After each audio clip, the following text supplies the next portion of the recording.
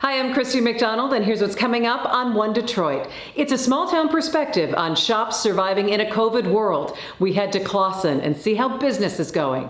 Plus, Nolan Finley on delivery robots in Ann Arbor, taking on more work. And Stephen Henderson goes one-on-one with Detroit Police Chief James Craig. It's all coming up right now on One Detroit. From Delta Faucets to Behr Paint, MASCO Corporation is proud to deliver products that enhance the way consumers all over the world experience and enjoy their living spaces. MASCO, serving Michigan communities since 1929. Support for this program provided by the Cynthia and Edsel Ford Fund for Journalism at Detroit Public TV. The KRESGE Foundation, Community Foundation for Southeast Michigan. The DTE Foundation is a proud sponsor of Detroit Public TV, among the state's largest foundations committed to Michigan-focused giving. We support organizations that are doing exceptional work in our state. Visit dtefoundation.com to learn more. Business Leaders for Michigan, dedicated to making Michigan a top 10 state for jobs, personal income, and a healthy economy. NISSAN Foundation, Ally, and viewers like you.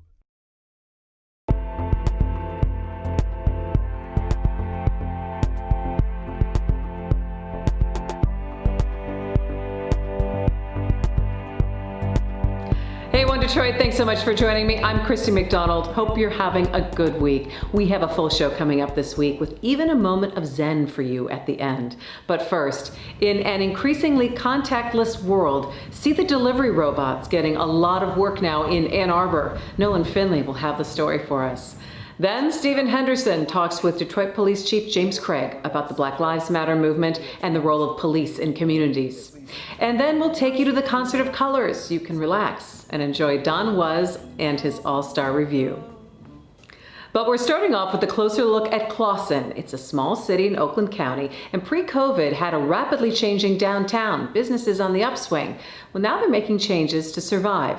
One Detroit senior producer Bill Kubota, along with One Detroit editor Chris Jordan, teamed up for this report.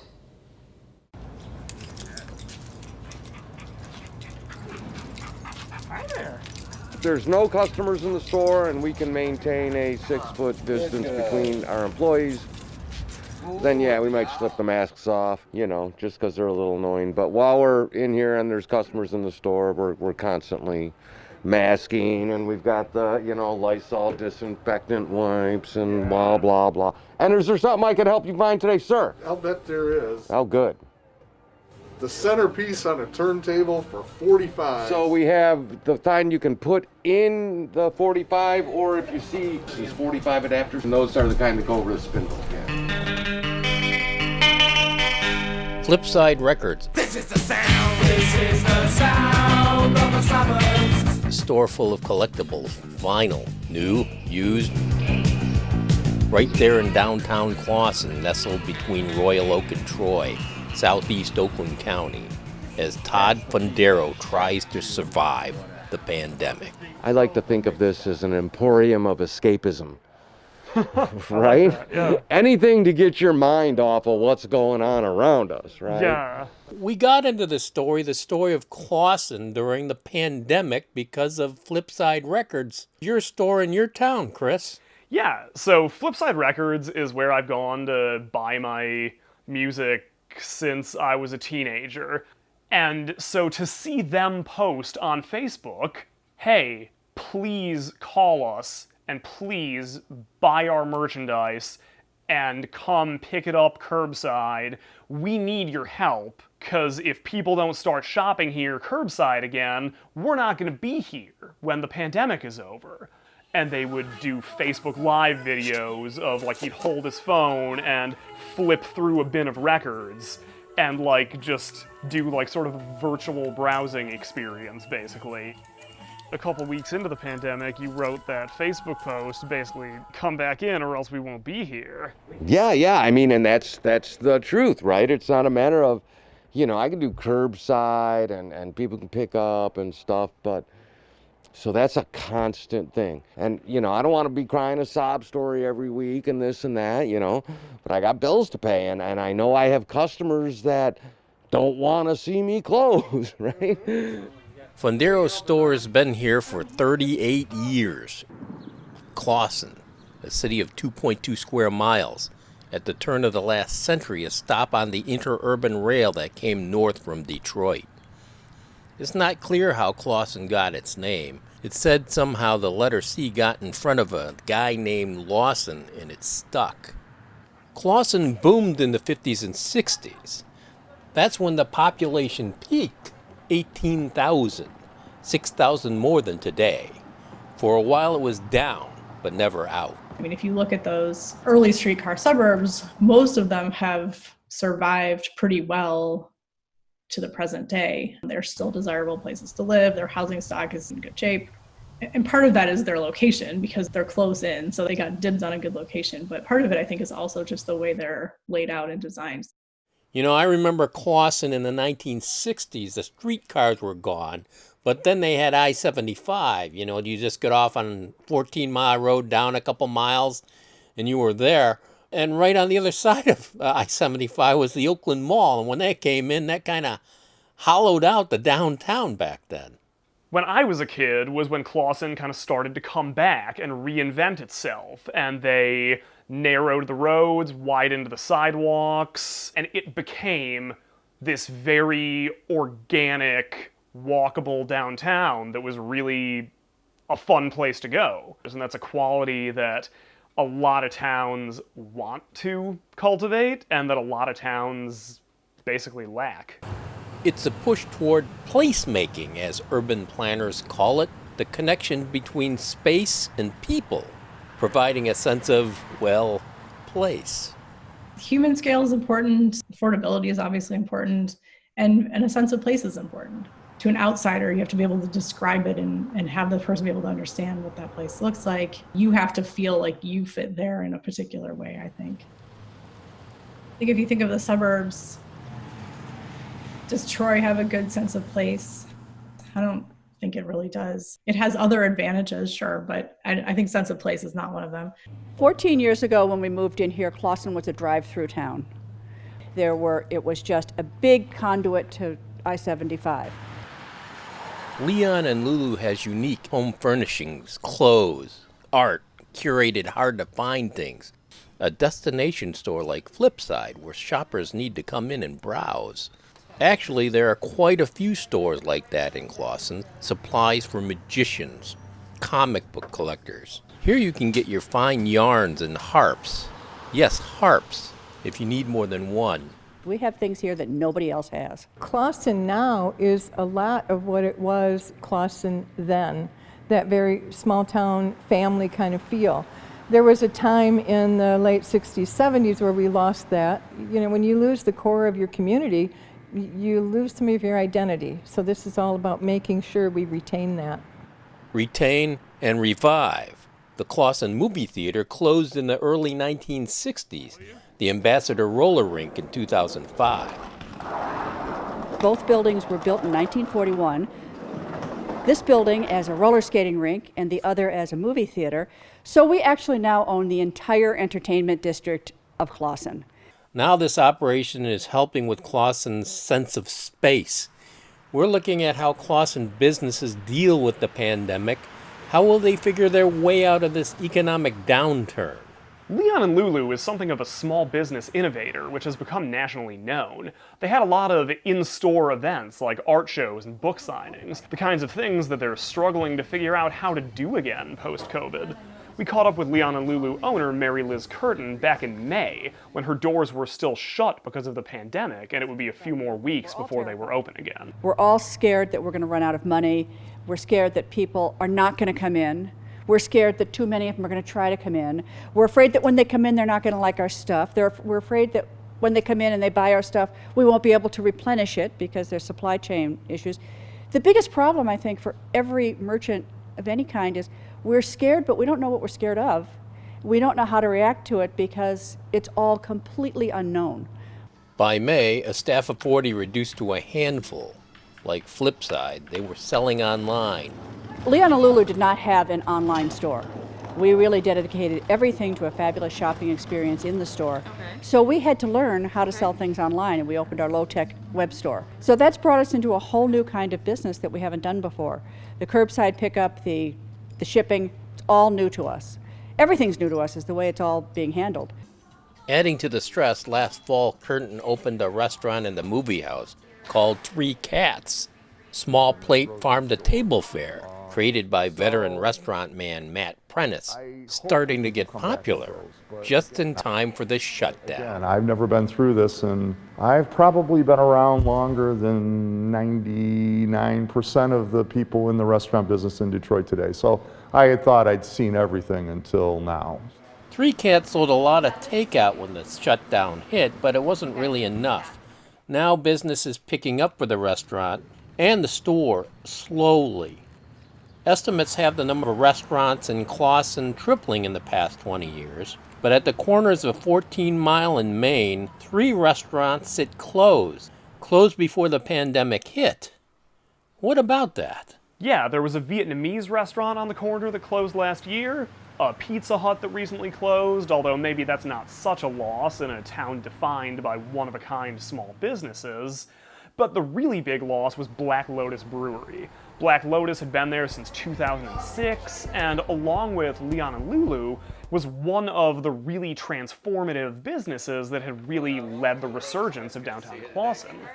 It was such a popular neighborhood spot that One Detroit even filmed a show there last year. So when it closed literally overnight last fall, that was a big shock to the system for downtown Clawson. Well, it was a shock, but we do have some news. The eyes of Clawson upon them, there are a couple people looking to pick up where the Black Lotus left off. We believe so much in Clawson that we decided to, frankly, bet everything we own and start this boom truck venture. You know, there's a lot of opportunity for Clawson to grow into something even more amazing.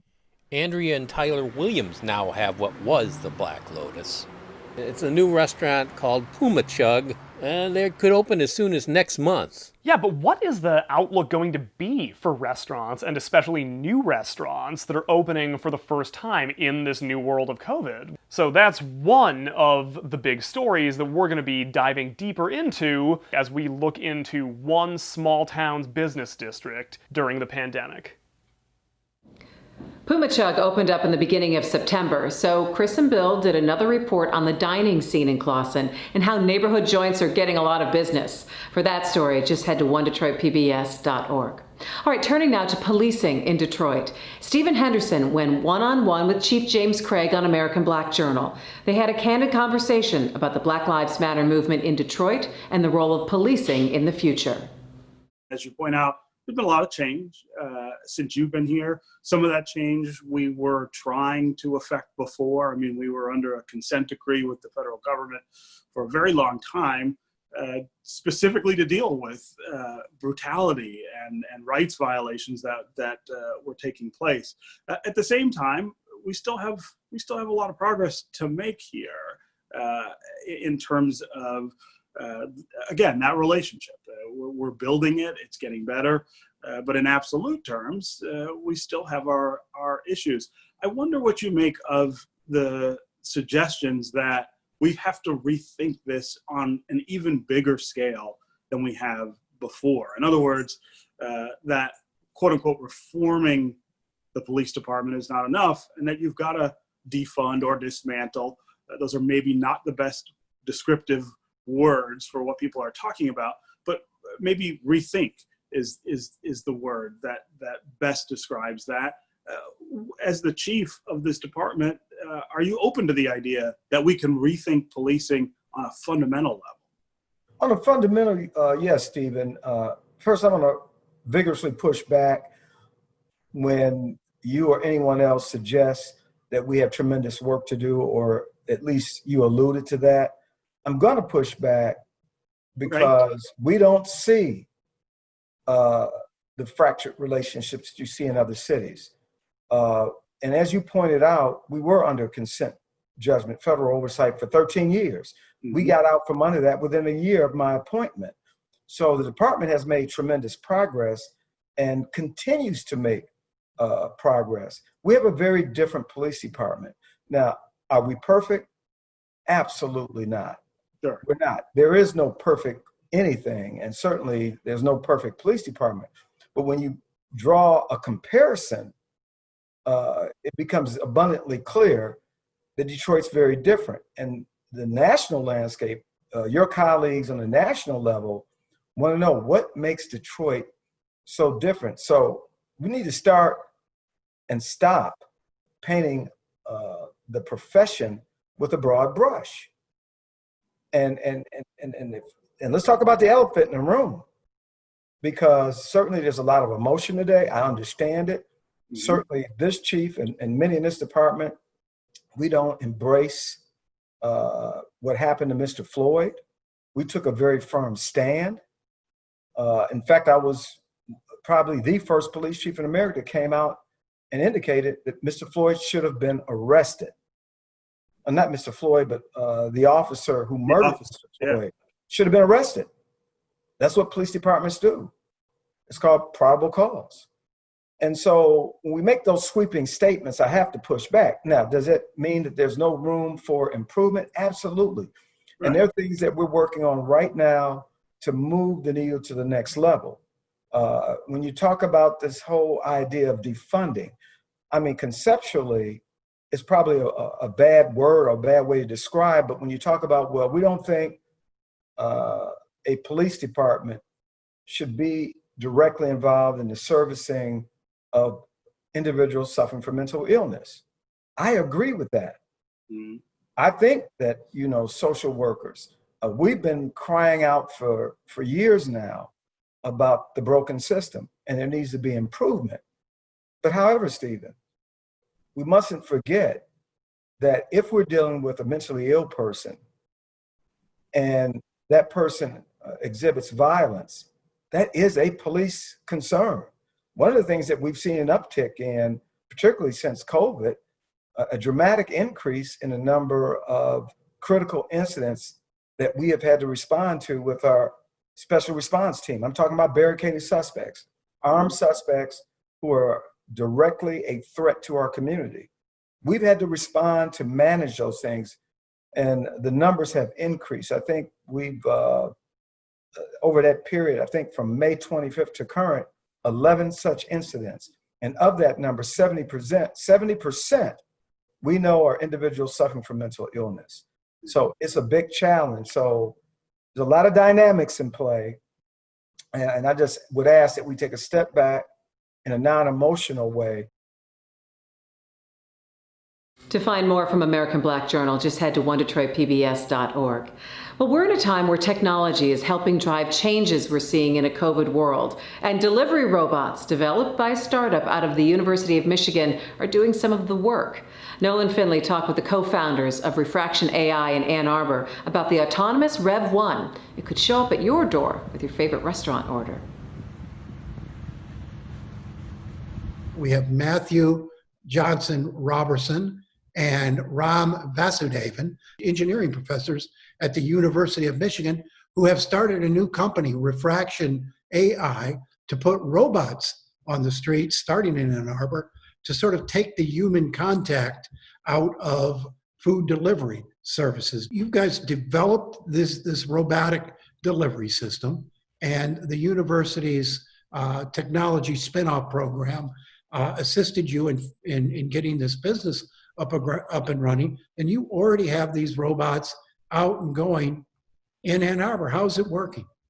Quite well. So we're offering both restaurant and grocery delivery. We had been working on delivery robots, and then a global pandemic hit, and the need and necessity and sort of importance of them, and particularly for contactless delivery, just really skyrocketed. And so we've seen this massive increase in demand on both the consumer and restaurant side and the grocery store side. But also we're trying to do our little part to really help to decrease the spread of the virus in the way that people get what they really need, which is food to their homes and families. So now I saw a demonstration of this technology or similar technology when I was in Japan last year. And what I saw looked like an ice cream truck that the food went in, or products went into the square container. It had wheels on it, and it went rolling down the sidewalk and stopped at various storefronts or apartments. How does your system work? Is it similar to that? A little different. So we think there's a lot of great sidewalk robots, but I think one of the big challenges is that they end up competing for space with human beings. What we do is we travel on the street. We travel primarily in the margin of the road. So that's next to parked cars, that's in bike lanes, and really is sort of like in size and speed, a human on a bicycle. So you can think of it as a bicycle messenger without a person on it. So Ram, how does this work? What's the technology? It behaves autonomously most of the time. So that is, it's driving around in Ann Arbor on the margin of the road, staying out of the way of traffic and, both pedestrian and vehicle. We want to be able to complete a delivery within 30 minutes. So we pick up the food or we pick up the grocery item. We want to get it to the customer as rapidly as possible. We let them know when they come outside, they receive a text message so that they know that, the object is out there. They can press a button and the robot opens and they can pick up their food directly. They don't need to touch the robot in any way, shape, or form. So I assume it uses GPS technology. How does it navigate traffic? How does it know when to stop at stop signs? Know how to avoid pedestrians? So we use three different kind of sensing. So we use sound, we use light, and then we use radar waves. So the sound is ultrasound. And so what that's like are the backup sensors in your car that tell you how close you are to the car behind you. We use cameras to recognize traffic lights. And then again, we use radar waves, which can see a fair bit further and can actually see through things. And so that lets us see cars, people, bikes, wheelchairs, really everything out there on the road. And so we build a map of what's happening around us, and we use that map to figure out where to go. Have you experienced any glitches in the technology? Are your customers satisfied? As a whole, our customers have been really excited about it. On the technology side, we rely on autonomy for a lot of our ride, but we do have people watching from our home base in downtown Ann Arbor, watching the robot as it's moving around. So there are drivers sitting in their home, making sure that it's behaving reasonably. If it runs into a situation that, sometimes, an intersection that's fairly complicated, we actually roll back and rely on that human driver to actually step in and get the robot through those complex intersections. So beyond the COVID crisis, what's the application for these robots? Our long-term vision is really around trying to change the way we do this last mile delivery problem. So right now, if you want to get food delivered to you, you don't have a ton of options. There are pizza spots and grocery stores that hire their own drivers. And then there are big third-party services like DoorDash, Grubhub, Uber Eats, Instacart, et cetera. One of the big challenges is that those big players are actually reasonably expensive for restaurants and for grocery stores. And so it makes it very hard for them to make a living because they take so much money in delivery costs. And then if you talk to pizza restaurants, it's really hard to maintain a fleet of drivers yourself. The economics don't really work out if you're a smaller restaurant. And so we're trying to figure out a way to facilitate doing not just food delivery, but also groceries, hopefully in many places around the US and ultimately the world, to make it easier, cheaper, and hopefully more reliable. And at the end of the day, safer, we think, to be able to get food brought to you and from anywhere that you want. And that is going to do it for One Detroit this week. Make sure you join us on Monday for One Detroit Arts and Culture, and again next Thursday as we zero in on the November 3rd election and Michigan. For all of our daily coverage, you can find us at onedetroitpbs.org. All right, we're going to leave you with a moment of zen to break up your week. How about a little music from the Concert of Colors? The event was virtual this year, but one thing that did not change was the appearance of Don Was in the All-Star Review. So sit back, relax, and enjoy. I'll see you next time. Take care.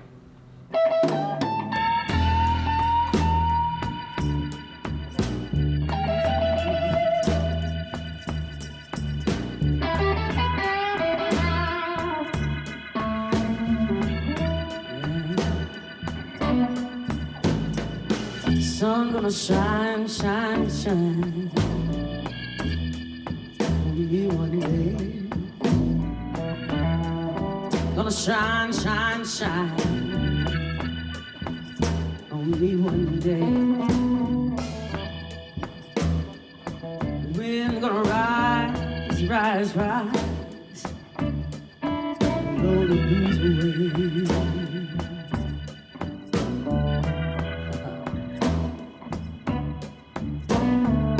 Now look here, Don. I got the same old blues again.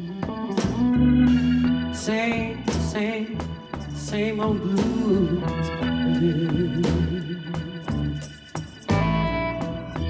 I got the same old blues again. One of these days,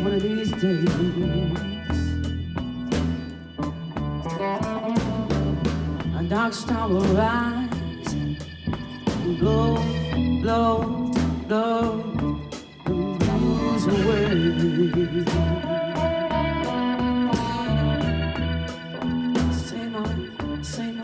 Same old blues again. You can find more at onedetroitpbs.org or subscribe to our social media channels and sign up for our One Detroit newsletter. From Delta Faucets to Behr Paint, MASCO Corporation is proud to deliver products that enhance the way consumers all over the world experience and enjoy their living spaces. MASCO, serving Michigan communities since 1929. Support for this program provided by the Cynthia and Edsel Ford Fund for Journalism at Detroit Public TV. The KRESGE Foundation. Community Foundation for Southeast Michigan. The DTE Foundation is a proud sponsor of Detroit Public TV, among the state's largest foundations committed to Michigan-focused giving. We support organizations that are doing exceptional work in our state. Visit dtefoundation.com to learn more. Business Leaders for Michigan, dedicated to making Michigan a top 10 state for jobs, personal income, and a healthy economy. NISSAN Foundation. Ally. And viewers like you.